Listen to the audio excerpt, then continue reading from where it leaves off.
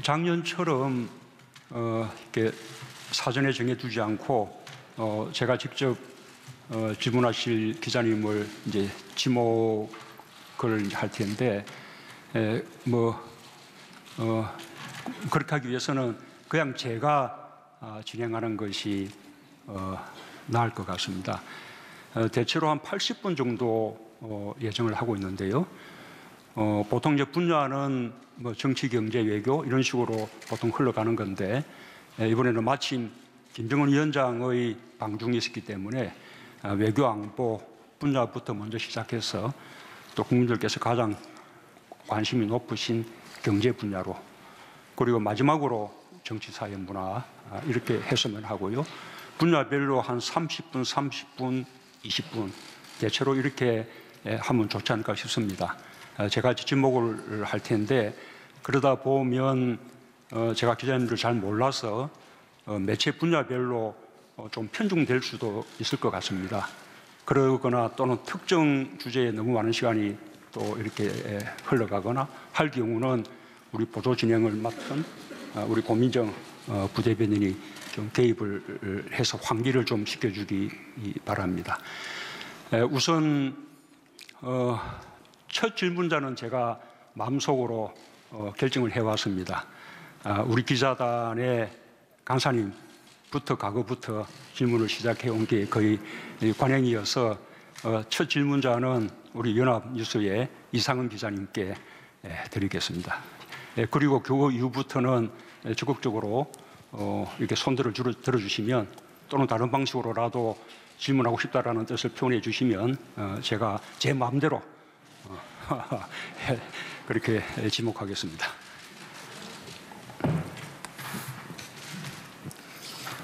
예, 연합뉴스 이상은 기자입니다. 첫 질문 기회 주셔서 감사합니다. 대통령님 올해 새해 복 많이 받으시고요. 그리고 어려운 경제 때문에 힘들어하시는 국민 모두가 희망을 안을 수 있는 한 해가 되었으면 좋겠습니다. 남북 관계 비핵화, 경제 문제 등 구체적인 현안은 다른 기자들이 많이 할 것 같아서 저는 포괄적인 질문 먼저 드리겠습니다. 오늘은 대통령께서 취임하신 지 꼭 만 20개월 되는 날입니다. 대통령 임기 60개월 중에 3분의 1이 지나는 시점이고요. 그래서 지난 20개월 동안 대통령께서 가장 큰 성과로 꼽으시는 게 무엇인지, 그리고 가장 힘들었고 아쉬웠던 점은 무엇인지, 그 아쉬웠던 점을 앞으로 남은 40개월 임기 동안 어떻게 풀어나가실지 설명 부탁드리겠습니다.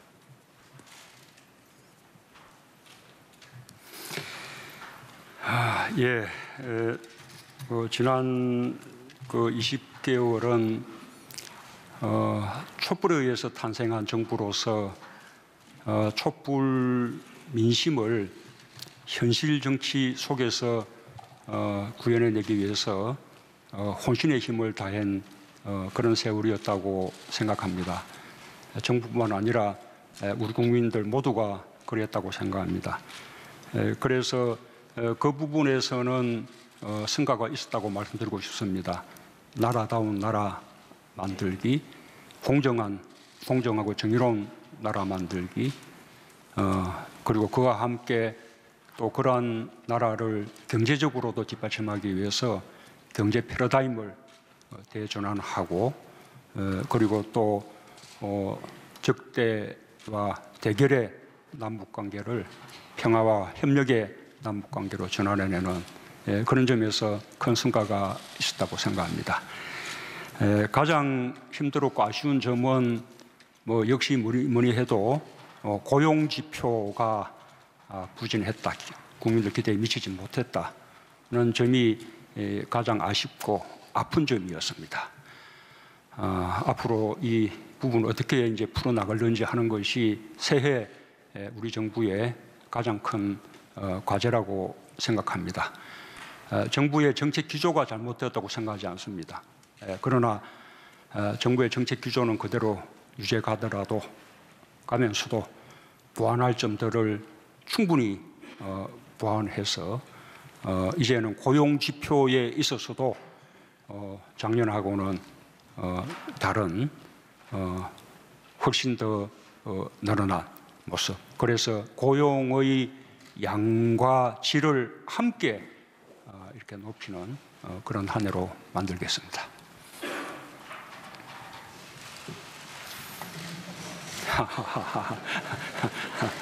예, 우선 그러면 우리 이 줄에서 가운데 우리 예. 감사합니다. MBN의 최중락 기자라고 합니다. 먼저 새해 복 많이 받으시고요. 그 복이 한반도 평화 과정으로 좀 더 한 발 더 다가왔으면 좋겠습니다. 외교안보에 맞춰서 질문을 드리도록 하겠습니다. 말씀하신 것처럼 김정은 위원장이 중국을 방문하고 돌아갔습니다. 거기에 대해서 어떻게 평가하시는지, 그리고 지난해 종전선언과 김정은 위원장의 답방이 기대만큼 이루어지지 않았습니다. 그래서 올해 문재인 대통령이 생각하시는 한반도 평화과정, 북미 정상회담과 김정은 위원장의 답방, 그리고 앞으로 종전선언, 평화협정 어떻게 구상하고 계신지 질문 드리겠습니다.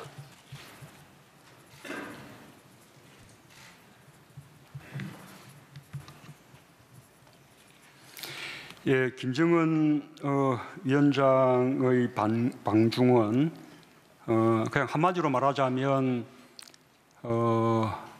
제2차 북미 정상회담이 가까워졌다라는 것을 보여주는 징후라고 생각합니다. 그동안 또 중국은 북한의 비핵화 그리고 또 평화체제 구축 이런 점에서 아주 많은 역할을 해주었습니다. 지금도 긍정적인 역할을 해주고 있습니다.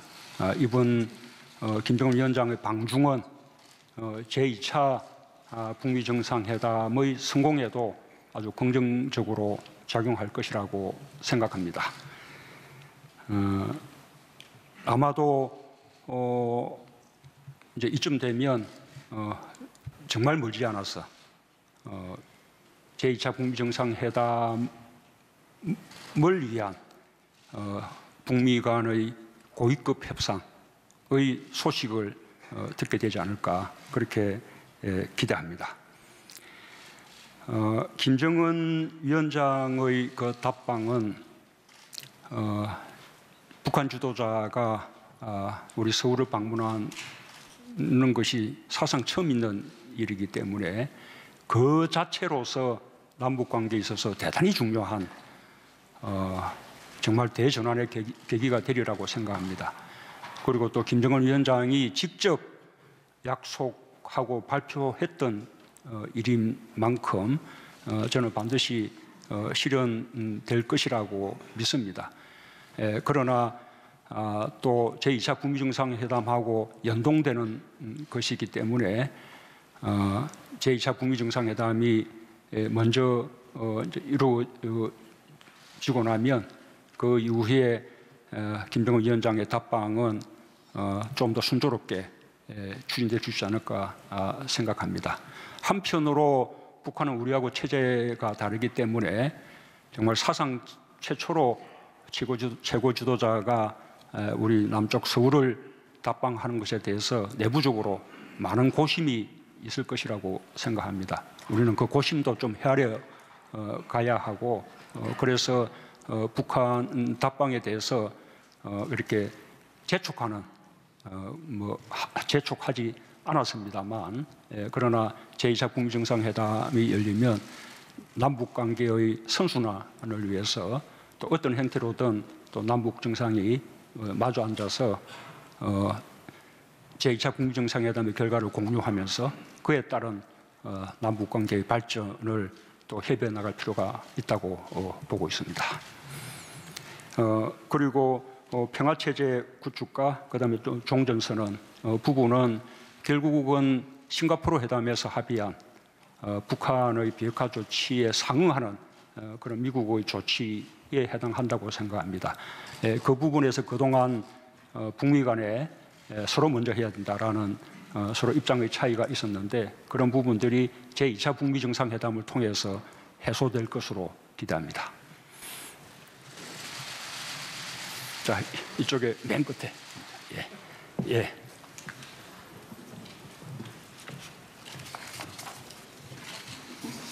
예, 대통령님 반갑습니다. 저 뉴스핌 최성무 기자입니다. 지금 말씀하신 대로 2차 북미 정상회담의 핵심은 이제 국제사회의 대북 제재를 어떻게 할지로 보입니다. 지금 대통령께서 조속한 해결을 위해서 국제사회와 협력을 하시겠다고 하셨는데 이 대북 제재의 해결을 위해 어떤 순서로 북한과 미국이 조치를 해야 한다고 생각하시는지 좀 궁금하고요. 앞으로 이제 북한과 미국을 좀 중재안을 가지고 좀 만나실 것인지 궁금합니다.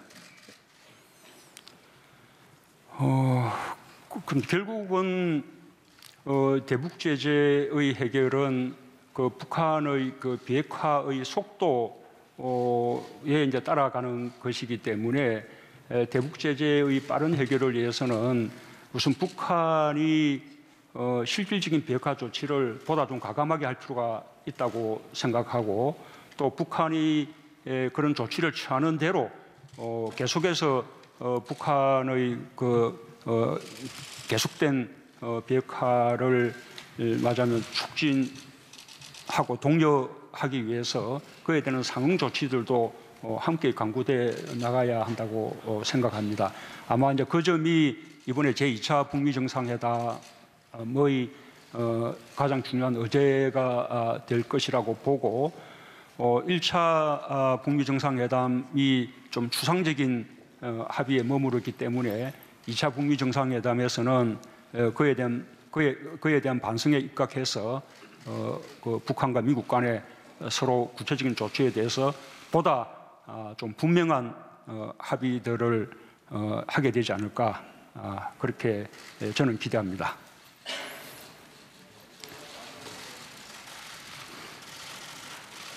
이제 이쪽에서 한번 하실까요? 예, 제 오른쪽, 앞자리 오른쪽 분. 예. 대통령님 새해 복 많이 받으시길 바랍니다. 다시 뵙게 돼서 반갑습니다. JTBC의 안혜근 기자인데요. 연관된 질문 드리겠습니다. 역시 북한과 미국이 결국은 요구 수준을 얼마나 낮추고 거기서 절충안을 마련해 낼 수 있는지가 제2차 북미 정상회담이 열리더라도 그 부분이 관건이 될 텐데요.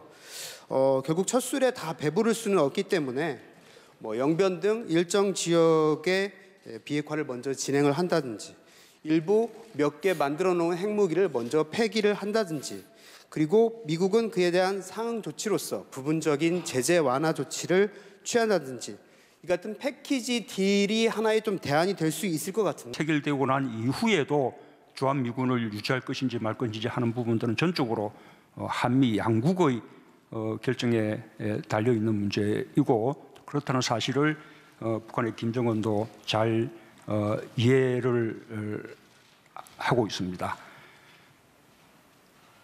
예, 됐습니까? 예. 그러면 외신 쪽에 계속해서 받아볼까요? 예.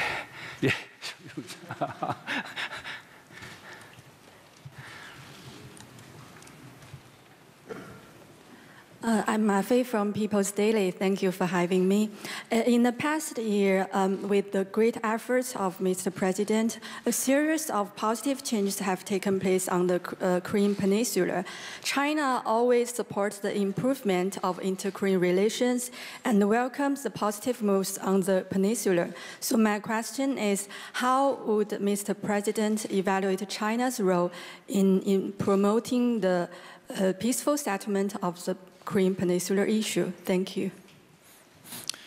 안녕하십니까. 저는 마페이 인민일보 지국장입니다. 작년에 우리 문재인 대통령께서 기울여주신 노력 덕분에 한반도에는 여러 가지 긍정적인 변화들이 있었습니다. 그리고 또한 저희 중국은 늘 남북관계 개선 이런 노력들을 지지해 왔고, 또한 한반도에서 긍정적인 분위기가 조성되는 데 있는 것을 또한 환영해 왔습니다. 따라서 저는 대통령님께서 한반도의 또 평화를 위한 노력을 기울여가는 가운데 있어서 중국의 역할에 대해 어떻게 평가하시는지 여쭙고 싶습니다. 예, 제가 아까 다른 기자님의 질문에 대해서도 그 질문 중에 그에 대한 답을 드렸는데, 지금까지 중국은 그 한반도의 비핵화 그리고 또 남북 관계의 개선에 있어서 대단히 도움을 주는 아주 긍정적인 역할을 해왔다고 생각을 합니다. 그리고 또 아까 말씀드렸던 대로 이번에 김정은 위원장의 중국 방문은 바로 북미 정상 2차 북미 정상회담이 머지않았다라는 것을 보여주는 징후이기도 하고요. 그에 대한 준비 행위라고 생각합니다. 그런 과정에서 그 중국은 지속적으로 남북 회담에 대해서도 또 북미 회담에 대해서도 뭐 항상 긍정적인 역할을 해왔는데 이번에 김정은의 방문과 그걸 통해서 또 김정은 위원장과 시진핑 주석 간의 또 회담은 이어질 제2차 북미 정상회담의 성공을 위해서 아주 긍정적인 그런 그 역할을 하게 될 것이라고 그렇게 믿습니다.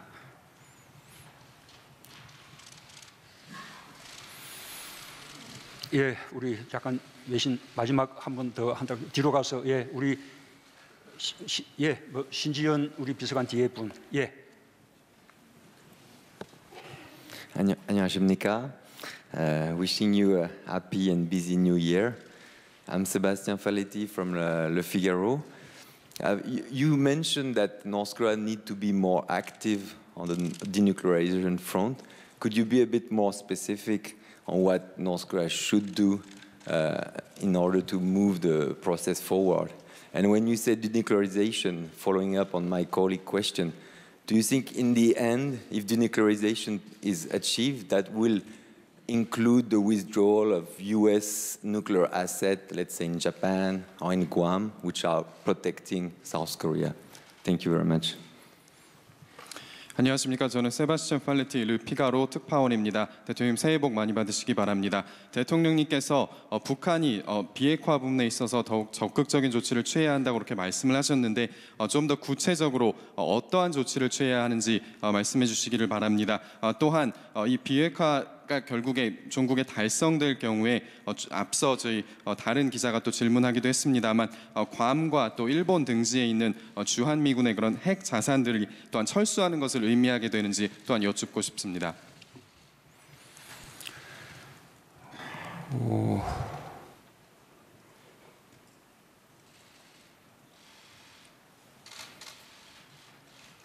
예, 우선 이번 비핵화 과정은 과거에 몇 번 있었다가 실패했던 그 비핵화 과정하고는 좀 접근 방법이 많이 다릅니다.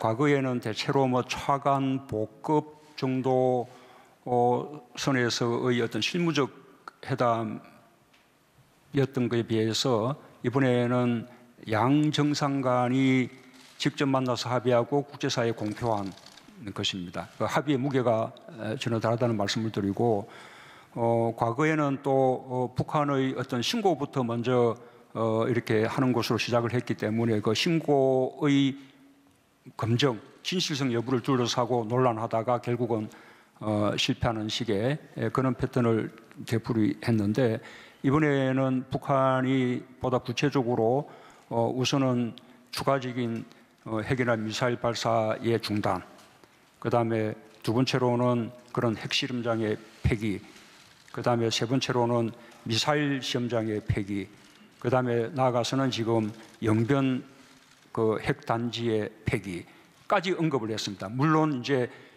그 가운데 영변 외의 나머지 부분은 스스로 국적인 참관하여 하겠다고 약속을 했고, 그 다음에 영변의 경우에는 미국의 상응 조치가 있을 경우라는 이제 단서를 이렇게 달았습니다. 이렇게 구체적으로 방금 말씀하신 그런 식의 비핵화 행동들 또는 이 ICBM이나 IRBM 미사일의 어떤 폐기라든지 또는 그에 대한 생산 라인의 폐기라든지 또는 나아가서는 또 다른 이제 핵단지들의 폐기라든지 그런 걸 통해서 미국의 상응 조치가 이루어지고 그 다음에 그 상응 조치에 따라 신뢰가 깊어지면 그때는 전반적인 신고를 통해서 전체적인 비핵화에 나가고 이런 식의 프로세서들이 가능하다고 생각합니다. 이런 서로 가능한 프로세서를 놓고 북한이 어떤 구체적인 조치를 취해 나가고 그에 대해서 미국은 어떤 상응 조치를 취해 나갈 것인지라는 것을 마주 앉아서 서로 이제 담판하는 자리가 제2차 북미 정상회담의 자리가 뭐 되지 않을까 생각하고요.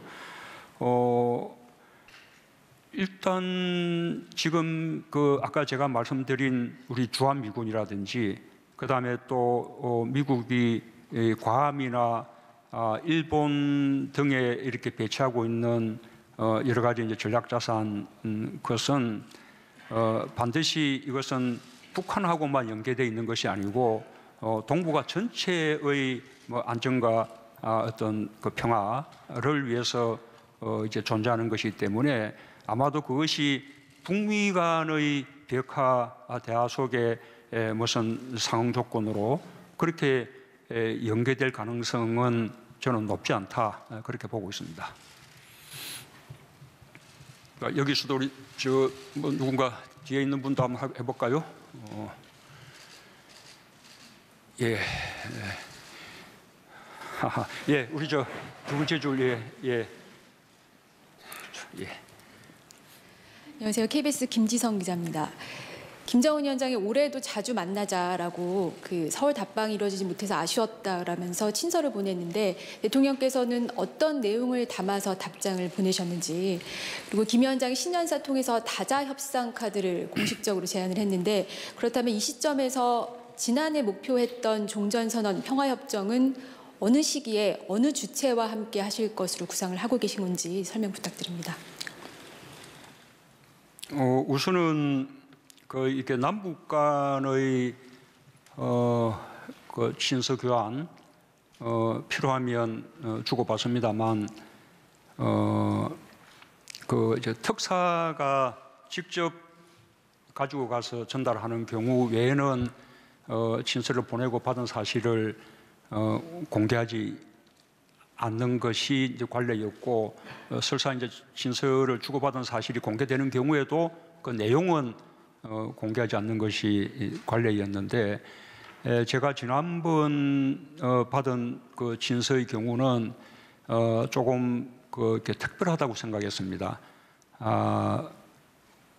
우선 뭐 대단히 성의 있는 그런 그 친서였고, 그 다음에 연내에 답방하지 못한 것에 대해서 아주 간곡하게 양해를 구하는 그런 내용이고, 뭐 그러나 새해 또 자주 만나기를 바라는 그런 여러 가지 이제 좋은 내용들이 많이 담겨 있어서 우리 국민들이 그 사실을 좀 알 필요가 있다고 생각을 했고요. 왜냐하면 이제 답방이 무산된 데 대한 궁금증을 국민들이 갖고 계시기 때문에, 그래서 북한에게 그 친서 받은 사실을 공개하겠다. 그 다음에 필요한 부분은 일부 공개하겠다라고 사전에 알려주고 우리가 이제 필요한 만큼 공개한 것입니다. 뭐 그 내용을 있는 그대로 더 자세히 공개하지 못하는 것에 대해서는 뭐 관행이 그렇다는 거 양해해 주시고, 또 저도 그에 대해서 성의를 다해서 친서를 보냈습니다. 예, 그 내용을 제가 또 밝히기는 어렵습니다. 어쨌든 그런 친서들을 통해서 우리 새해에도 남북 정상 간에 보다 더 이렇게 자주 만나게 되고, 남북 관계에 있어서도 또 비핵화에 있어서도 더 큰 폭의 더 속도 있는 진전을 이루기를 기대합니다. 자, 이제는 뭐 이제 대체로 뭐 얘기한 부분은 대체 된 거죠. 혹시라도 얘기한 부분에 꼭 빠뜨렸다 싶은 부분이 있다면 추가 질문요. 예.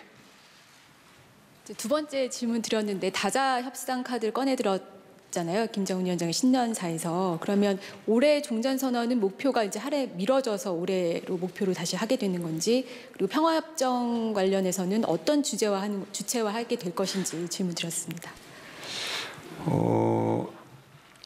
일단 그 평화협정은 그러니까 우리가 54년도에 정전협정을 체결하면서 평화협정의 체결은 원래부터 예정되어 있었던 것입니다. 그 6개월 이내에 평화협정을 통해서 평화협정을 체결하게 되고, 그 평화협정을 거쳐야 함으로써 모든 전쟁 관계가 종료되는 것이죠.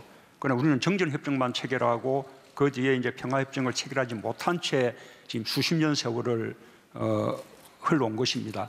그래서 이제 지금은 이 평화협정 체결도 비핵화와 이제 연계가 되었기 때문에 비핵화의 끝 단계에 이르게 되면 그때는 이렇게 평화 협정이 체결이 돼야 되고 이 평화 협정에는 그 전쟁에 관련됐던 나라들이 함께 참여할 필요가 있습니다.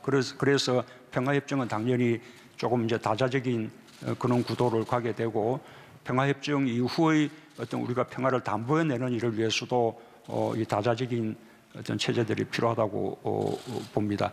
종전선언은 평화협정하고는 무관하게 일단 이제 그런 식의 길로 나아가자는 하나의 이제 정치적 선언으로서 종전선언을 이제 설정했던 것이고요.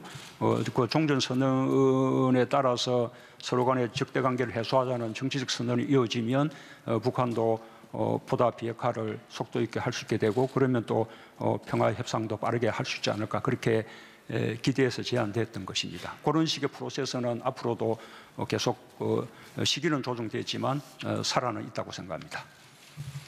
자, 이제 평화안보는 이제 끝내죠. 민생 분야로 전환한다 생각하시고 질문해 주시면 좋겠습니다. 저 가운데 여자분, 예, 여자 기자님, 예. 제가 성함을 잘 모르겠습니다만, 예. 대통령님 반갑습니다. 아시아경제 손선희 기자입니다. 문재인 정부는 일자리 정부를 표방하고 출범을 했습니다. 그렇지만 오히려 역대 정부에 비해서 고용 상황이 나쁘다는 것은 대통령님께서도 잘 알고 계시리라 생각합니다. 가장 의지가 강하셨던 대통령이신데 그 분야에서 어려움을 겪으시니 언급하신 것처럼 경제 정책에 대한 신뢰가 흔들리고 있습니다. 현재 고용 상황이 이렇게 악화된 원인이 어디에 있는지 진단을 듣고 싶습니다. 예, 지금 그 고용 그 지표가 이 나쁜 부분은 참으로 우리로서는 아픈 대목입니다. 우선 고용이 나쁘니 정부가 할 말이 없게 되었죠. 그러나 그와 함께 많은 또 긍정적인 여러 가지 효과들은 있었습니다. 전반적으로 가계소득이 높아진다거나 또는 이렇게 상용직이 늘어나고 그래서 고용보험 가입자가 대폭 늘어났다거나 또는 저임금 근로자 비중이 줄어들었다거나 여러 가지 또 근래에 와서는 이 청년 고용도 아주 개선되는 그렇죠. 지금 청년 고용률은 거의 사상 최고일 정도로 이렇게 나아가고 한 부분들은 긍정 지표입니다. 그러나 전체적으로 그 일자리가 기대만큼 늘었지 못했기 때문에 국민들이 체감하는 그런 고용은 여전히 어렵다고 봅니다. 이것을 이제 극복해내는 것이 우리의 이제 과제이죠. 많은 이제 그에 대한 혐의가 최저임금 인상에 있다고 또 급격한 그렇게 많이 생각하는데 그 효과도 일부 있었으리라고 생각합니다. 특히 소상공인 자영업자의 경우는 그렇고요. 그런데 근본적으로 우리가 이제 또 못지않게 중시해야 될 것은 오랫동안 이렇게 지속되어 온 현상인데 우리 이제 제조업들이 아주 오랫동안 부진을 겪고 그다음에 또 주력 또 제조업들에 대해서는 구조조정도 일어나고 하면서 제조업에서 지속적으로 일자리가 줄어들고 있고 그다음에 또 제조업 부분에서 어려움을 겪으니 그 제조업을 둘러싼 여러 가지 서비스 산업도 함께 어려워지는 그런 이제 현상을 가지고 있어서 아까 최저임금 인상에 대해서는 우리가 소상공인 자영업자들을 지원하는 여러 가지 많은 이제 특별 대책을 또 마련했습니다만 이 제조업을 다시 혁신해서 경쟁력을 높이는 이런 부분에 대해서도 못지않은 노력을 기울여야 되지 않을까 생각합니다. 그래서 강조하는 것이 지금 혁신이죠. 우리 제조업의 스마트화 등 혁신을 통해서 우리 전통 제조업의 경쟁력을 높여나가고, 그다음에 또 그 벤처 창업 등을 통해서 새로운 성장 동력도 마련해 나가기 위해서 정부가 많은 노력을 기울이려고 합니다. 자, 이쪽에 한번 할까요? 이쪽은 또 우리 맨 앞에 계신.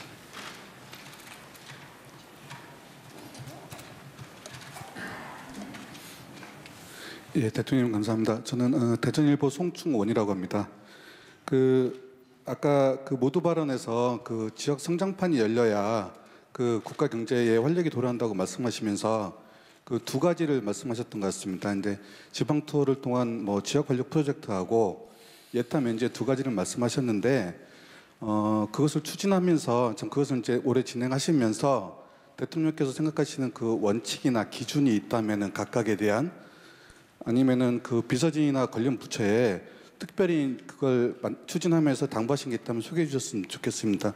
그러니까 예를 들어서 지방 프로젝트, 지방 투어 같은 경우 지금 14곳 중에서 지금 이미 3곳 다녀오셨고 나머지 11곳이 지금 예정돼 있는데 각각 지역 특성을 살리면서도 상충되지 않는 그런 것에 대한 기대가 크거든요. 그래서 방문 순서나 아니면은 각 지역을 살리시는 그런 원칙이 있으신지, 아니면은 예타 같은 경우는 선정 기준에 대해서 물론 부처에서 알아서 하겠지만 특별히 대통령께서 방점을 찍는 그런 예타 면제 어떤 기준이 있으신지 소개 좀 부탁드리겠습니다. 예, 우선은 제가 지역 경제의 활력을 위해서요, 지금 이제 지역 경제 투어를 하고 있는데 지금까지 전북하고 경북, 경남을 다녀왔습니다. 앞으로 쭉 이제 계속해서 다 다닐 계획인데 특별히 다른 기준이 있지는 않고 다만 이제 그 기회에 우리가 지역 활력 사업으로 이렇게 선정하고 구체적인 계획까지 좀 제시를 해야 되는데, 그것은 지역이 주도해서 지금 하는 것은 중앙정부가 지역에 이런 사업을 하라고 이렇게 제시하는 것이 아니라 지역이 스스로 그런 주도적으로 계획을 세워나가면 중앙정부가 그 타당성을 보고 지원하는 형식이기 때문에 지역에서 충분히 발표할 만큼 그 계획이 무르익었다고 생각되면 그 지역을 가서 그 내용을 지역민들께 발표하는 방식으로 그렇게 이루어지고 있습니다. 예타 면제는 이 국가 분영 발전을 위해서 지역의 대규모 공공 인프라 사업을 해야 되는데, 아시는 바와 같이 이 서울이나 수도권 지역은 예타가 쉽게 통과되는 반면에 지역의 공공 인프라 사업들은 인구가 적기 때문에 자연히 그 예타를 통과하는데 어려움을 겪습니다. 그래서 이제 그런 부분들을 해소시켜주기 위해서 광고한 방식이 예타 면제인데요. 그러나 그것이 무분별하게 그렇게 될 수는 없습니다. 그래서 이제 엄격한 아주 선정 기준을 세워서 광역별로 한 건 정도의 그 어떤 공공 인프라 사업들은 좀 우선순위를 정해서 그렇게 선정하지 않을까, 해야 되지 않을까 생각하고, 지금 지역과 사이에 지역이 가장 필요한 사업이 무엇인지, 그리고 또 그 가운데서 가장 예타를 우리가 거치지는 않지만 그래도 가장 타당성이 있다고 판단되는 사업이 무엇인지 함께 협의하고 있는 상황입니다. 예, 이쪽 줄에 한 분 더 할까요? 여성분, 예. 안녕하세요. 매일 노동뉴스 연윤정 기자입니다. 방금 이제 최저임금 말씀해 주셨지만 최저임금 인상 그리고 이제 노동시간 단축 과 더불어서 이제 반대급부로 그 최저임금 산입범위 확대, 뭐 그리고 탄력근로제 확대 같은 이제 제도 개선 문제로 노동계가 그 문재인 정부의 노동 정책이 좀 후퇴하고 있는 게 아니냐라고 지금 굉장히 좀 반발을 하고 있습니다. 그래서 현재 이제 경제사회노동위원회에서 이 주제를 가지고선 논의 중인데 대통령님께서는 일단 노동계가 노동정책 후퇴다, 노동 존중 그 사회의 이 공약 후퇴다라는 이런 지적에 대해서 어떻게 생각하시는지 궁금하고요. 또 이 경사노위에서는 현재 그 ILO 이제 핵심 협약 비준과 관련해서도 논의를 하고 있습니다. 그래서 올해 이제 상반기에 ILO 이제 협약을 비준하셔서 올해 6월에 이제 제네바에서 이제 ILO 100주년 이제 총회가 열리는데 이때 좀 가셔서 이제 선언도 하시고 좀 연설을 하실 계획은 없으신지 궁금합니다. 우선 두 번째 말씀하신 그 ILO 협약에 대한 그 비준을 위해서 지금 경사노위에서 협의 중에 있고요. 또 경사노위 협의가 끝나면 국회에서도 입법이 돼야 됩니다. 그래서 국회에서도 입법을 위해서 준비를 하고 있는 그런 상황입니다. 어쨌든 정부로서는 이렇게 이 ILO 그 협약을 조속한 시일 내에 할 수 있도록 그렇게 뭐 이렇게 노력하고 있다라는 말씀을 드리고요. 이렇게 노동자들의 어떤 삶이 개선되는 것이 우리 사회의 경제적 불평등을 이렇게 해소하고 완화하는데 대단히 중요하지요. 그래서 아시다시피 우리 정부는 노동자들의 우선 임금을 올리고 또 노동 시간을 단축하고 그리고 또 비정규직을 정규직으로 이렇게 전환되도록 하고 하는데 각별한 노력을 기울이고 있고 그 점에서 역대 어느 정부보다 정말 최선의 노력을 기울이고 있다는 점은 노동계가 인정해 주셔야 한다고 생각을 하고요. 그러나 그런 노동계의 삶을 향상시키는 것도 우리 전체 경제가 함께 살아나는 그런 과정에서 그것이 가능하다고 생각되거든요.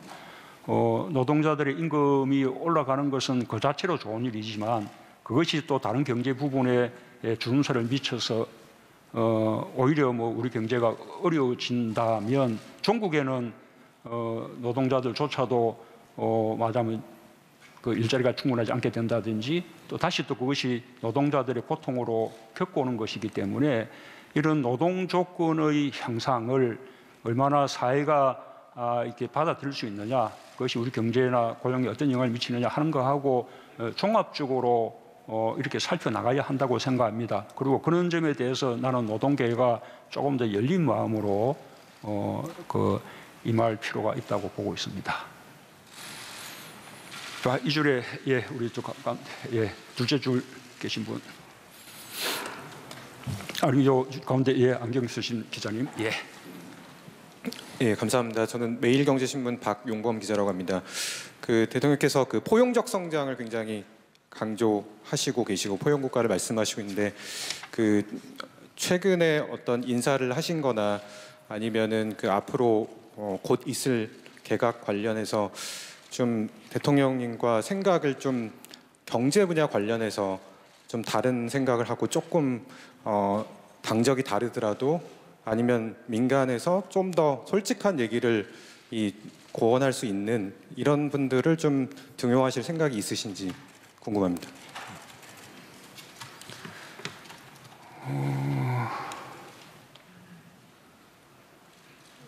제가 질문 뜻을 잘 모르겠는데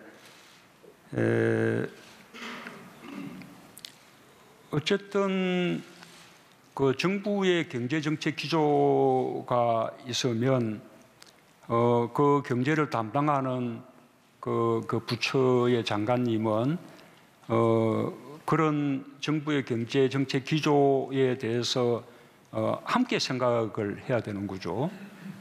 만약에 정부의 이 경제정책 가운데 수정 보완할 부분이 있다면 그 부분은 수정 보완해야 한다고 의견을 펼쳐서 그 점을 반영할 수 있어야 하는 것이죠.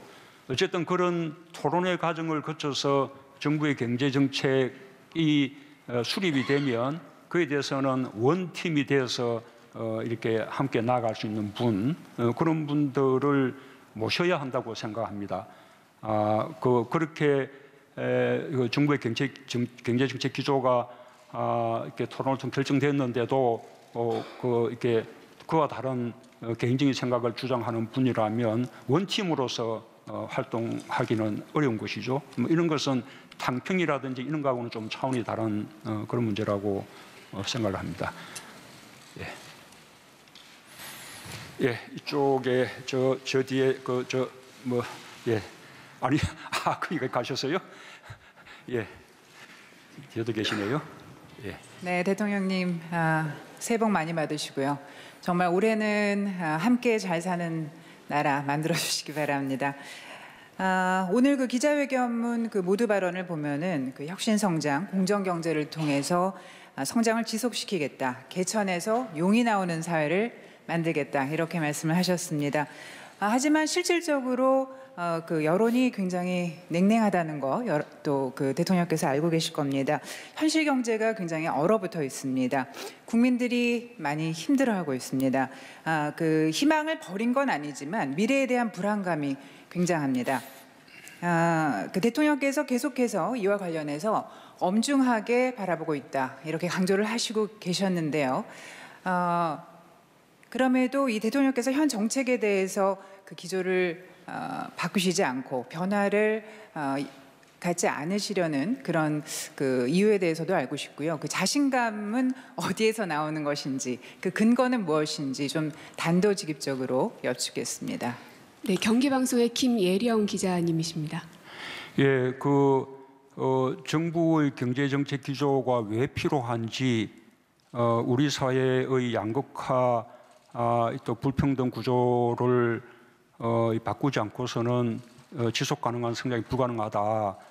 라는 점은 오늘 제가 그 모두 기자회견문 30분 내내 말씀드린 것이었고, 그래서 그에 대해서 필요한 보완들은 얼마든지 해야 하겠지만 오히려 정책 기조는 계속 유지될 필요가 있다라는 말씀은 이미 충분히 드렸기 때문에 또 새로운 이렇게 답을 필요할 것 같지는 않습니다. 예. 예, 어쨌든 이 줄에서 보면 어디까지 하여튼 맨 뒤에 있다고 생각하시는 분, 책 드신 분, 예, 한번 질문하겠습니다. 예. 안녕하십니까 대통령님, 새해 복 많이 받으십시오. 헤럴드 경제 윤현종 기자라고 합니다. 아까 회견문에서도 그 규제 샌드박스법과 관련한 언급을 잠깐 하셨는데요. 이제 여기저기 다니면서 취재를 해보면 그 규제 샌드박스법이 지난해 12월에 국회 본회의를 통과했습니다만 그 이후에도 연말 연초 기준으로 보면 스타트업이나 4차 산업 분야에 있는 기업인분들 또는 CEO분들 10명 중에 7명이, 이건 보수적으로 잡아서 그런 건데요, 한 10명 중에 7분들은 정부의 4차 산업 정책의 어떤 그 접근의 그 점수를 50점 또는 50점 미만으로 매기고 계시거든요. 이게 현장의 목소리입니다. 왜 50점이 채 안 되는지 물어보면 절반 이상이 아직도 각종 규제 혹은 규제 장벽이 너무 높다고 얘기를 하거든요. 그리고 또 이 기존의 규제가 전통 산업 분야 종사자들이 일종의 어떤 카르텔을 치고 있는 장벽으로 그 스타트업이나 혹은 혁신 기업분들 종사자들한테 그렇게 어떤 장벽으로 카르텔로 작용을 한다라고 말씀을 하세요. 여기에 대한 어떤 대통령님의 견해 또는 그 스타트업 종사자분들이 진짜 체감해서 이렇게 정부가 이렇게 우리들을 좀 4차 산업과 관련된 어떤 그런 부분을 좀 밀어주고 있구나라고 진짜 체감할 수 있는 어떤 구체적인 방법은 어떻게 가지고 계신지 궁금합니다.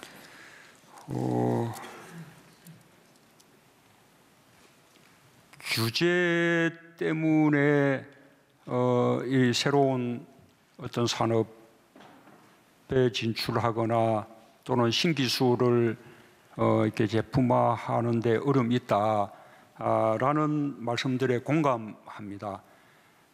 그러나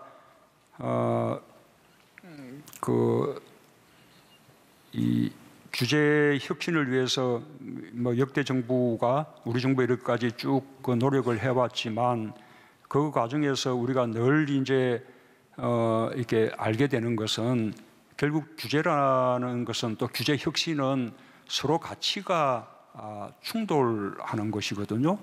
그런 규제 혁신을 통해서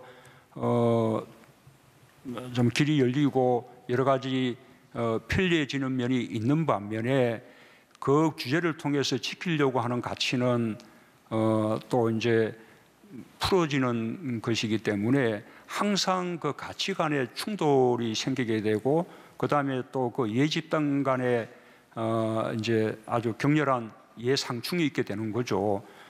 그래서 어느 한쪽으로 선뜻 이렇게 결정하기가 어려운 면들이 있는 것입니다. 지금 뭐 가장 대표적인 것이 지금 카풀을 통해서 이렇게 겪고 있는 사회적 갈등이 대표적인 거 아닙니까? 하나하나 이렇게 정부의 결단이 쉽지 않은 연유들이 있는 것이죠.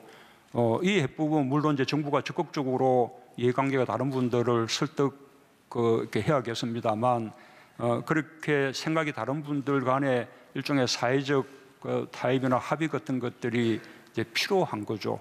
그렇게 될 수 있도록 노력을 하겠고 한 가지 이제 그런 질문이 있은 김에 이제 당부를 하자면 그런 규제 혁신에 대해서 반대하는 이제 그런 그 분들이 지키고자 하는 가치가 있는데 이 가치가 조금 말하자면 과거 시대의 가치가 지금 이렇게 4차 산업혁명이라는 이 속에서 경제 사회 현실이 크게 바뀌고 있는데도 그 옛날의 가치가 그대로 고집되는 그런 경우가 왕왕 있어 보입니다.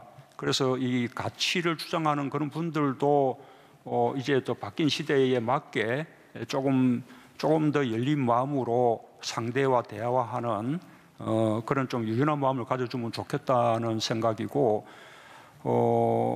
이 규제가 풀림으로써 있게 되는 손해와 또 규제를 통해서 얻게 되는 그 이익 간에 또 있게 되는 피해에 대해서는 적절한 보상이 주어지는 그런 걸 통한 어떤 사회적 합의 이런 거 위해서 정부가 적극적으로 노력을 해나가겠습니다.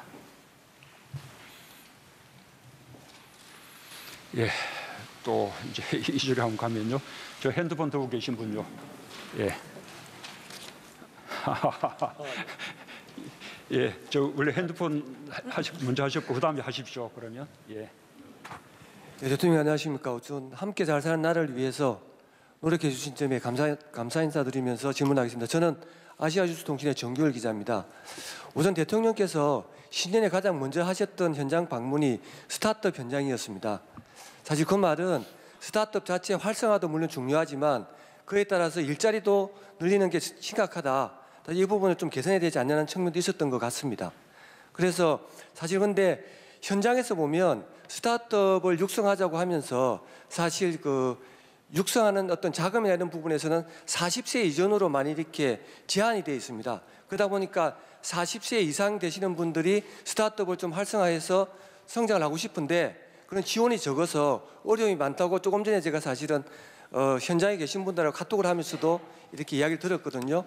사실은 우리 현재 우리는 문재인 정부께서 하시는 부분 중에 일자리 창출이 굉장히 중요한 부분인데 여기에서 일자리를 늘리는 데 있어서 스타트업 육성이 사실은 일자리 늘리는 데 굉장히 중요한 부분입니다. 사실은 그런 측면에서 봤을 때 스타트업 지원을 40세 이후로 또 연령 좀 확대를 한다든가 아니 없앤다든가 이렇게 해서 좀 스타트업 붐을 활성화시켜서 일자리를 넣을 수 있으면 좋겠다는 게 현장의 목소리 같습니다. 이런 부분에 대해서 대통령께 의견이 어떠신지 좀 듣고 싶습니다. 예, 기자님 그 말씀에 전적으로 공감합니다. 청년들의 새로운 아이디어를 통한 스타트업도 중요하지만 그 신의여층들 그동안 직장생활을 하면서 갖게 된 여러 가지 노하우들을 활용한 그런 스타트업도 중요하다고 생각되고 정부가 적극적으로 지원할 필요가 있다고 생각합니다. 그래서 새해부터는 그런 시니어 창업, 스타트업에 대해서도 또 특히 또 주니어와 시니어가 함께하는 그런 스타트업에 대해서도 적극적으로 지원할 계획입니다. 예, 아까 그랬어요. 예. 질문 기회 주셔서 감사합니다. 저는 경상일보 김도수 기자입니다. 대통령께서 아까 국정운영 기조에서 한반도 평화 프로세스는 바로 경제다 이렇게 말씀을 해주셨습니다.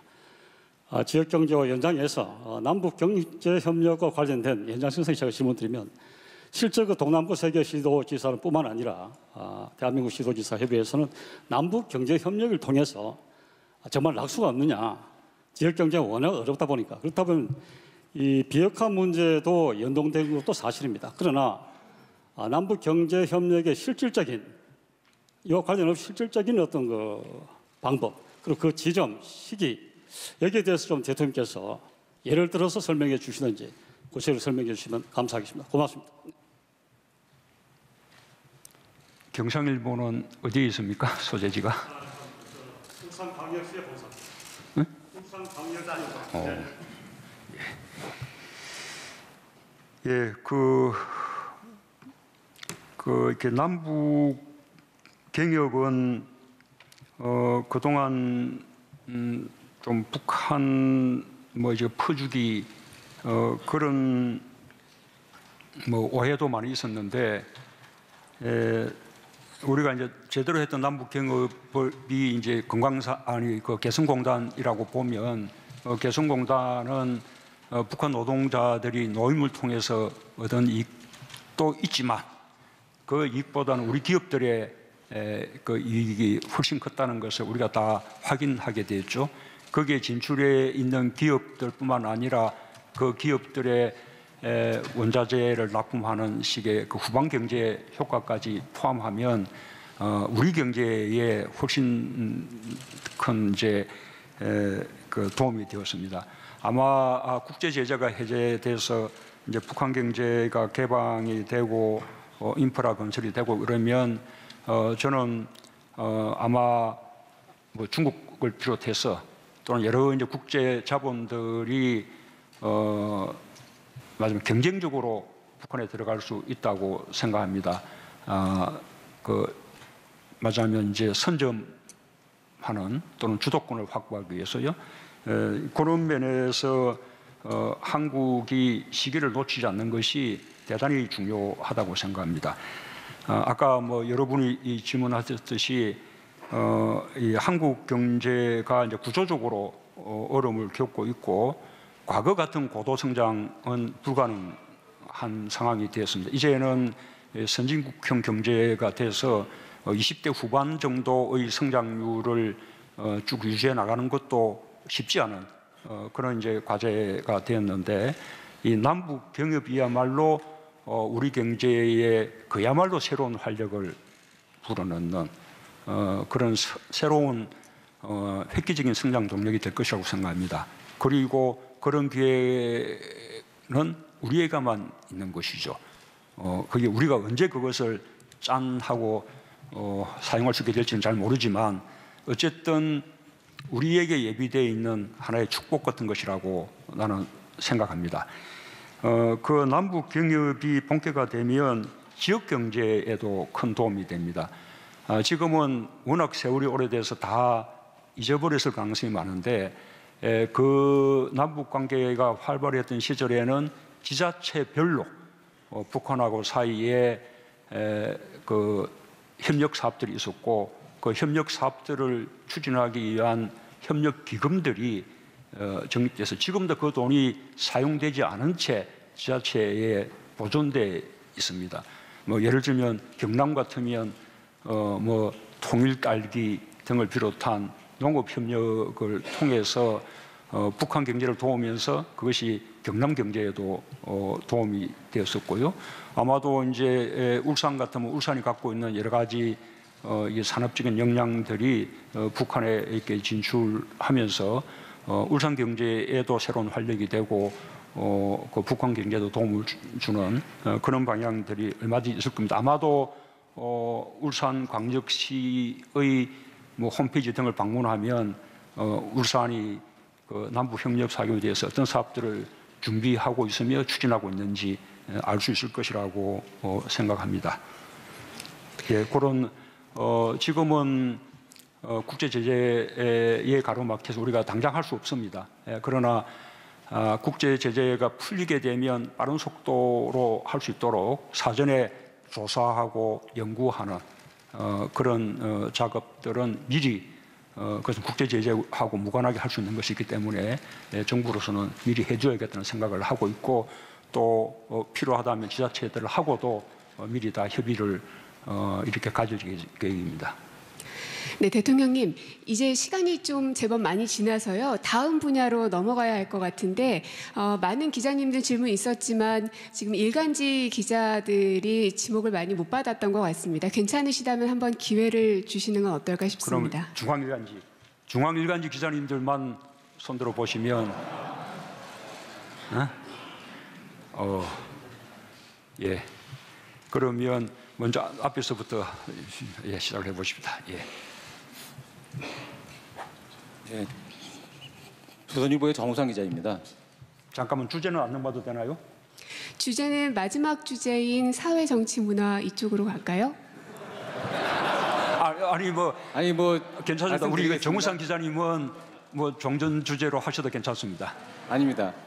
그 김태우 수사관이나 그 신재민 사무관의 발언 내용을 보면 물론 그 사람들이 주장하는 발언 내용에 대한 검증은 필요하겠지만 자신들이 생각했던 정부와는 다른 방향으로 가고 있다는 어떤 그런 문제 의식에서 지금 어떤 폭로나 회견들을 했다라고 생각을 합니다. 과거의 대통령님이 야당 정치인이었다면 아마 가장 먼저 그분들에게 달려가서 그분들이 국가 권력으로부터 어떤 잘못된 어떤 외압을 받는다거나 인권이 침해됐을 경우에 대비해서 아마 변호인을 구성했을 거라고 저는 확신하고 있습니다. 그런데 이번에 그 두 사람에 대해서 정부가 대하는 태도를 보면 인격을 못 오가는 발언을 한다거나 의도가 불순하다거나 이런 식으로 매도하는 사람들이 좀 있었습니다. 이 두 사람의 어떤 최근의 행동들에 대해서 대통령님의 평가를 좀 듣고 싶습니다. 예.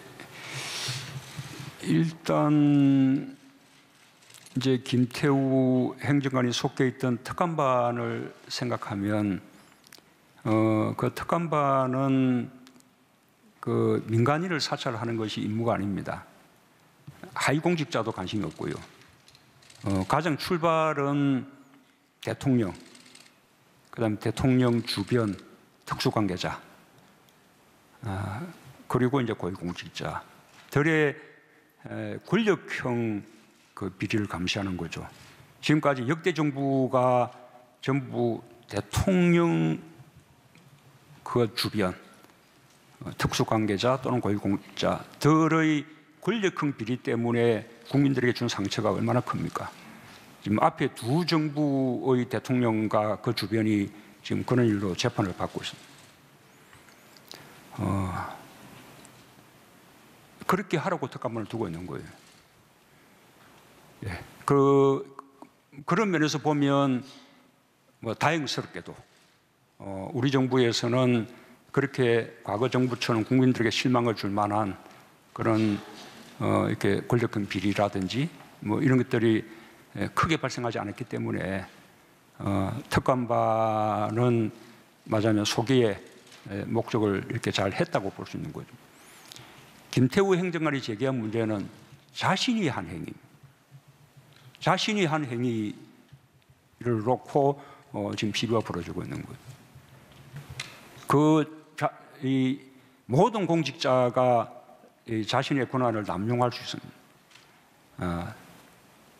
이제 그런 부분을 이제 부단히 단속해야 되는 것인데 지금 김태우 행정관이 한 감찰 행위, 그것이 그 직분의 범위를 벗어난 것이냐라고 하는 것이 지금 사회적 문제가 되고 있는 거죠. 예, 그 부분은 지금 이미 이제 수사 대상이 되고 있기 때문에 그렇게 이제 가려지리라고 믿습니다. 신재민 전 사무관은 저는 김동연 전 부총리가 아주 적절하게 그분에 대해서 잘 해명을 했다고 생각합니다. 제가 굳이 답변을 되풀이해야 될지가 좀 망설여지는데 일단 신재민 전 사무관이 약간 극단적인 그런 선택을 시도해서 가족이라든지 또 많은 국민들에게 아주 이제 그 염려를 끼친 바가 있기 때문에, 그리고 아직도 그런 심리 상태를 가지고 있을 수도 있어서 그냥 신재민 전 사무관을 위해서 제가 조금 답을 드리자면, 이런 젊은 공직자가 자신의 그 판단에 대해서 소신을 가지고 자부심을 가지고 그런 것은 뭐 대단히 좋은 일이라고 생각합니다. 필요한 일이기도 하고요. 그 다음에 또 그런 또 젊은 실무자들의 소신 이런 것에 대해서도 귀 기울여서 들어주고 하는 공직 문화 속의 어떤 소통 이런 것이 강화되어야 한다는 생각도 하고요. 그러나 신재민 사무관의 문제 제기는 자기가 경험한, 자기가 보는 그 좁은 세계 속의 일을 가지고 문제가 있다라고 판단을 한 것입니다. 정책 결정은 그보다는 훨씬 더 복잡한 그런 과정을 통해서 신재민 사무관이 알 수 없는 그런 과정을 통해서 결정하는 것이고, 그 결정 권한은 장관에게 있는 겁니다. 결정 권한이 사무관에 있다거나 사무관이 소속된 국에 있는데 상부에서 다른 결정을 강요하는 거라면 압박이라고 할 수 있겠지만, 결정 권한이 장관에게 있는 것이고 장관의 바른 결정을 위해서 실무자들이 의견을 올리는 것이라면 그 장관의 결정이 본인의 소신 있는 결정하고 판단하고 달랐다. 그래서 그것이 무슨 잘못된 것이다. 이렇게 말할 수는 없는 것이죠. 정책의 최종적인 결정 권한은 대통령에게 있습니다. 대통령이 최종적인 결정을 하라고 국민들이 대통령을 직접 선거한 겁니다. 이제 이런 과정에 대한 그 부분을 신재민 사무관이 잘 이해를 하지 못한 것으로 그렇게 보입니다. 신재민 사무관에게 당부하고 싶은 것은 어쨌든 아주 무사해서 다행스럽고요. 이제 그 신재민 사무관이 그 문제, 자신이 알고 있는 그 문제를 너무 비장하게, 너무 무거운 일로 그렇게 생각하지 말아 달라는 것입니다. 예. 그 전체를 놓고 이렇게 이렇게 판단한다면 또 본인의 소신은 소신이고, 그 다음에 또 그 소신을 또 밝히는 방법 같은 것도 또 얼마든지 또 다른 또 그 방법으로 다른 기회를 통해서 밝힐 수도 있는 것이기 때문에 이제는 다시는 그런 이 주변을 걱정시키는, 또 국민들을 걱정시키는 그런 선택을 하지 말기를 간곡히 그렇게 당부를 하고 싶습니다. 예. 우리 국내 정치에 대해서도 외신도 관심 있어요? 예. 그러면 외신 저 가운데 있는 분 한번 물어보죠. 감사합니다. 일본 NHK 지구찬 타카노라고 합니다. 한일 관계에 대해서 질문 드리겠습니다. 경제 분야에서도 사회 분야에서도 긴밀한 한일 관계가 너무 중요하다고 생각합니다만 지금 양국 관계는 너무 어려운 상황입니다. 어제 일본 정부가 그 한일 전국권 협정에 기반해서 한국 측에 합의를 요청했습니다. 이에 대해서 대통령님은 어떠한 대응을 고려하고 계십니까?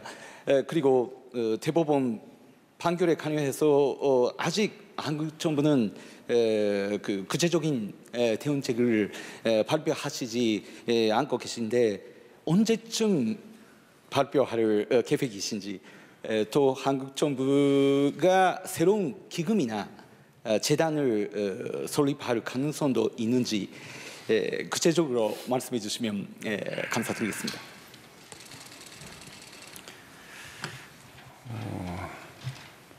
우선은 약간 조금 기본적인 이야기부터 하면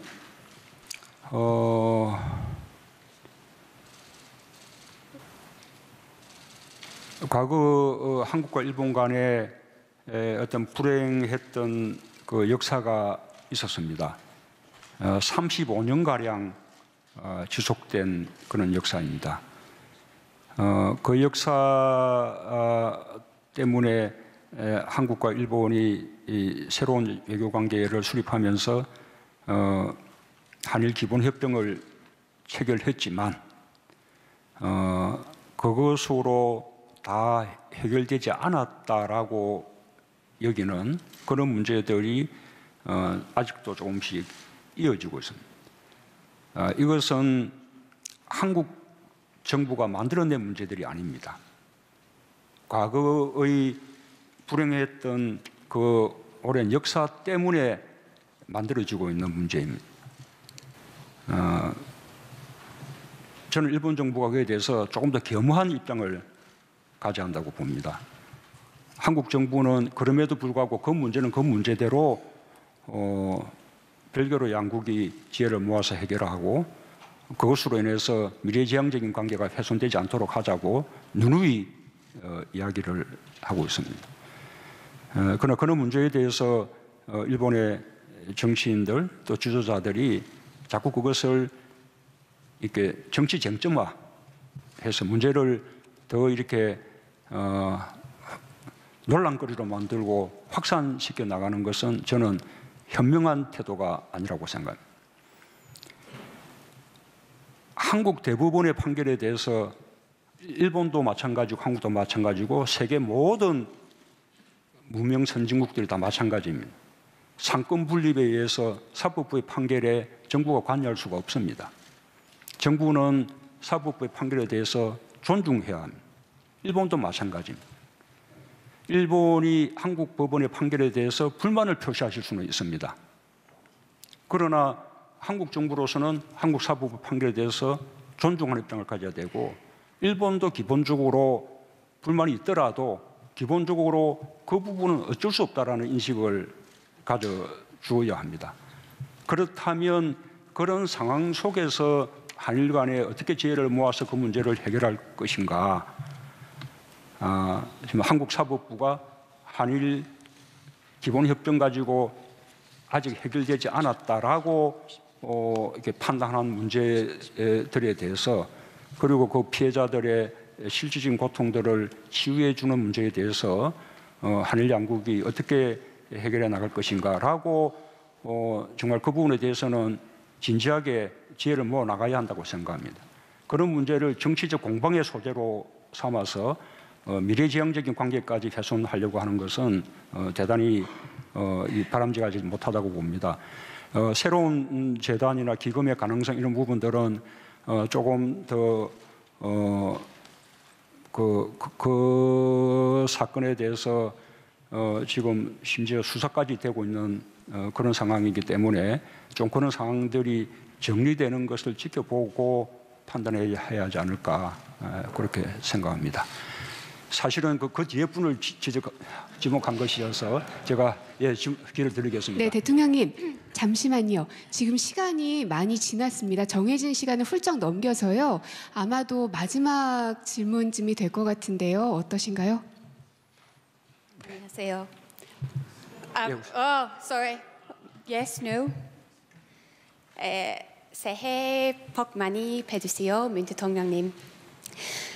작년은 우리 한국 여성들이 목소리를 높인 한 해였습니다. 문 대통령님은 그 목소리를 전해 드리셨는지요? The gender gap in South Korea is one of the largest in the developed world. Women here make up only 2% of your boardrooms. Last year, the world watched while women took to the streets of South Korea. What practical measures, as President, will you take to make sure that they feel safe and also that women here can fulfill their potential? 감사합니다. 대통령님, 한국 사회는 그런 선진국들 기준으로 봤을 때 양성 불평등이 가장 심한 사회 중 하나입니다. 그리고 여성이 그런 주요 보직에 있는 비율이 약 2% 정도 지나지 않는 것으로 알고 있습니다. 그리고 바로 이러한 양성 불평등 문제 때문에 작년에 또 여성들이 거리에 나와서 시위하는 그런 광경들도 저희가 목격을 했습니다. 그래서 앞으로 실질적으로 여성들이 더 안전하게 느끼고 또 각자가 보유하고 있는 그런 잠재력들을 발휘할 수 있도록 어떤 구체적인 조치를 취해 나가실 계획이십니까?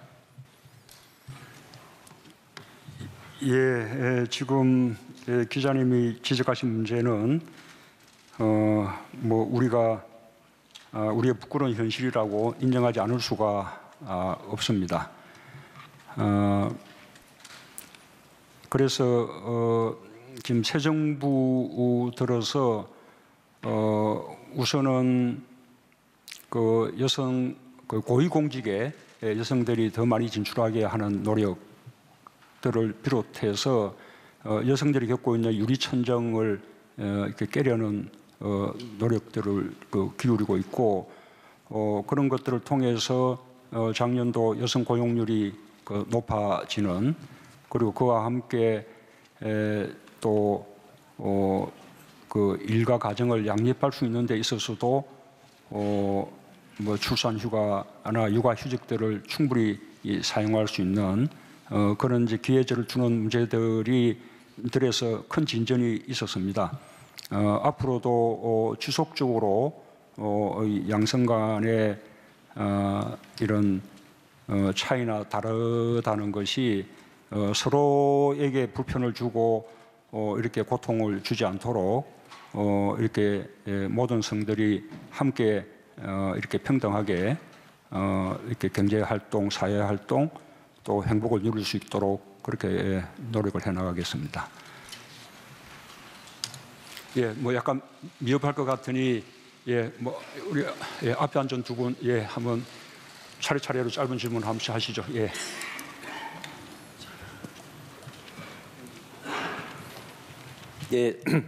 뉴스원 홍기삼 기자입니다.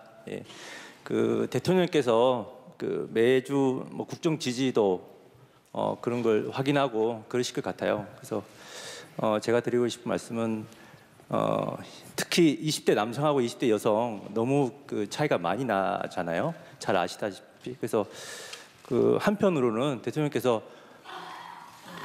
좀 억울하다 그러신 생각이 드실 수도 있을 것 같아요. 그래서 이 자리를 빌려서 20대 남성들한테 하고 싶은 말씀 있으면 하시죠. 제가 기회를 드리겠습니다. 또 옆에 본 질문 계속하시죠. 네, CBS 박지원입니다. 지난번 전용기 기자 간담회에 이어 이번에도 국내 정치 문제 여쭙겠습니다. 대통령님 취임하신 직후에 기자들과 북악산 산행을 하셨는데 그때 제 기억으로는 중턱쯤에서 하신 말씀 중에 기억나는 게 권력과 언론 간의 관계는 건강한 긴장 관계여야 한다. 언론의 권력에 대한 건전한 비판 기능이 필요하다는 취지로 말씀을 해주신 걸로 기억을 합니다. 하지만 최근에 보면은 청와대 인사, 수석비서관과 비서관 인사가 있었는데 현직 기자가 사표를 수리가 된 지 일주일도 안 돼서 심지어 이틀도 안 돼서 어떤 권력을 건전하게 비판해야 되는 현직 기자 입장에서 권력의 중심에 들어왔다는 비판도 사실이 있습니다. 그동안 나머지 현직 기자들이 해왔던 어떤 권력 감시 기능의 순수성과 진정성도 의심받을 수 있고요. 또 이 부분이 반복되면 언론의 독립성도 훼손될 수 있다는 우려도 있는데 거기에 대해서 어떻게 생각하시는지 궁금합니다. 마지막으로 우리 주제줄에 우리 하고 함께 답을 하고 마치겠습니다. 대통령님 감사합니다. 머니투데이 김성희 기자입니다. 아까 저희가 시작하기 전에 기다릴 때 음악이 말하는 대로, 생각한 대로, 바라는 대로 다 이루어지면 좋겠다 이런 노래가 흘러나왔는데 그 노래 가사처럼 되는 그런 한 해였으면 좋겠습니다. 원래 두 가지를 질문드리고 싶었는데 가능하시면 답변해 주시면 좋겠습니다. 오늘 여기 새 얼굴이 계신데 노영민 실장 등 새로운 비서진입니다. 이 비서실장과 수석님들께 바라시는 거 또 임명하시면서 미션을 주신 게 있으시면 그걸 국민들께 알려주시면 좋겠고요. 또 하나는 잘 안 되고 있는 경제 현안 중에 광주형 일자리가 있습니다. 아까 카풀도 말씀하셨지만 이 광주형 일자리 문제 왜 안 되고 있고 대통령님 해법은 어떤 걸 생각하고 계신지 말씀 부탁드립니다. 감사합니다. 예, 뭐 답변에 10분은 더 걸리겠습니다. 우선 국정 지지도에 있어서 그 젊은 그 남녀들 간의 젠더 갈등이 심각하고 그 바람에 국정 지지도에서 차이가 나는 거 아니냐 뭐 이런 말씀하셨는데 그런 이제 갈등이 있다는 것은 잘 알고 있습니다. 그러나 그것이 나는 특별한 것이라고 생각하지 않습니다. 사회가 바뀌는 과정에서 생기는 갈등들이고 예를 들면 무슨 난민 문제라든지 무슨 소수자 문제 늘 이런 갈등들이 있게 마련이죠. 이제 그런 갈등을 겪으면서 서로 이렇게 사회가 성숙한 방향으로 나아갈 것이라고 믿습니다. 그리고 그 갈등 때문에 그 지지도가 격차가 난다고 생각하지는 않고요. 다만 지지도가 낮다면 뭔가 정부가 희망을 주지 못하고 있다라고 이제 엄중하게 생각해야 되는 거죠. 만약에 20대 남녀의 지지도에 차이가 있다면 우리 사회가 보다 희망적인 사회로 가고 있느냐, 안 그러면 희망을 못 주고 있느냐라는 이 관점의 차이가 있을 수 있을 것이라고 봅니다. 젊은 사람들에게 희망을 주는 그런 사회가 되고 보다 더 잘 소통하는 그런 노력을 해나가겠습니다. 언론은 뭐 현직 언론인 이렇게 청와대 바로 오는 거 괜찮냐라고 이제 비판한다면 뭐 그 비판을 뭐 달게 받을 수밖에 없습니다. 그러나 이런 말씀도 좀 드리고 싶습니다. 언론 가운데 그야말로 아주 공정한 언론인으로서 사명을 다해 온 분들은 하나의 공공적인 그 어떤 공공성을 살려온 분들이라고 생각합니다. 그래서 권력에 대해서 야합하는 분들이 아니라 그런 언론의 영역에서 공공성을 살려온 분들이 역시 공공성을 제대로 살려야 할 청와대로 와서 청와대의 그 공공성을 잘 이렇게 지킬 수 있게 해준다면 저는 그것은 좋은 일이라고 생각합니다. 청와대로서도 청와대 내부에 서로 길들여진 사람들 간의 한 목소리가 아니라 전혀 새로운 관점, 시민적인 관점, 비판 언론의 관점 이런 것을 끊임없이 제공받는 것이 좋겠다고 생각합니다. 그 다음에 한편으로 과거 시기에 뭐 모든 언론이 그랬던 것은 아니고 일부 언론의 문제라고 생각하지만 이른바 권은 유착이 있었습니다. 정권은 언론을 에게 특혜를 주고 또 언론은 정권을 비호하고 이런 관계에서 그런 권한 유착을 강화하기 위해서 그런 방법의 일환으로 현직 언론을 데려고 하는 것은 좋지 않다고 생각하고 저도 비판한 바 있었습니다. 그러나 그런 권한 유착 관계가 지금 정부는 저는 전혀 없다고 저는 자부하고 있고 그런 가운데서 아까 청와대의 어떤 정신을 계속 살려나가면서 청와대를 보다 유능하게 할 수 있는 그런 인재들을 모신 것이다라고 말씀을 드리고요. 뭐 모든 인사에서 흠결을 지적할 수 있겠습니다. 그러나 이 대통령의 욕심은 청와대에 정말 가장 유능한 그런 사람들을 모시고 싶고 또 청와대의 정신이 늘 이렇게 긴장하면서 살아 있기를 바랍니다. 그런 면에서 장점이 더 많은 인사라고 한다면 이렇게 양해해 주시면 좋겠다라는 말씀을 드립니다. 노영민 그 실장 인사는 무슨 신문을 더 강화했다. 저 이런 우리 이제 언론의 이 평가에 대해서는 약간 조금 좀 안타깝습니다. 청와대는 다 대통령의 비서들이기 때문에 친문 아닌 사람이 없는데 더 친문으로 바뀌었다 그러면 아마 물러난 임종석 실장이 아주 크게 섭섭하지 않을까 그렇게 생각하고요. 조금 이제 삼선 의원을 거쳤고 또 이러기 때문에 강기정 의원과 마찬가지로 삼선 의원들 거쳤고 그다음에 또 총선에 출마하지 않고 다음 총선에 출마하지 않고 오로지 문재인 정부의 성공만을 위해서 헌신하겠다 그런 뜻을 밝혀주었습니다. 정무적 기능을 강화했다 그렇게 봐주시고요. 그 정무적 기능 속에는 그 여당은 물론이고 야당과의 대화도 보다 활발하게 하고 싶다는 뜻이 담겨 있습니다. 노영민 실장은 산자위에 오래 있었고 산자위원장도 했기 때문에 이 산업 정책에 대해서도 밝고 또 산업계 인사들과 이렇게 충분히 또 교류도 할 수 있는 그런 인사입니다.